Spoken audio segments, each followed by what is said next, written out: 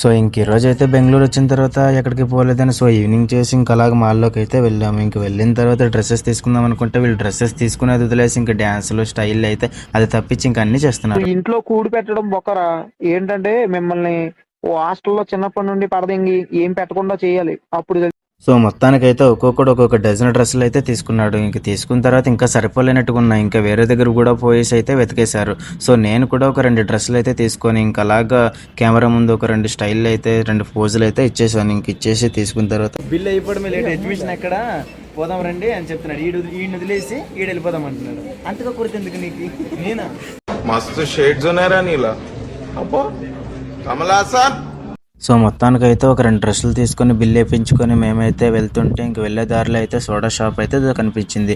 So ఇంక మేమైతే soda అయితే వేసేసి మేమైతే ఇంటికైతే రిటర్న్ అయిపోయాం. సో ఈ రోజుకైతే ఇంతే. ఫాలో చేయడం మాత్రం మర్చిపోకండి. Thank you.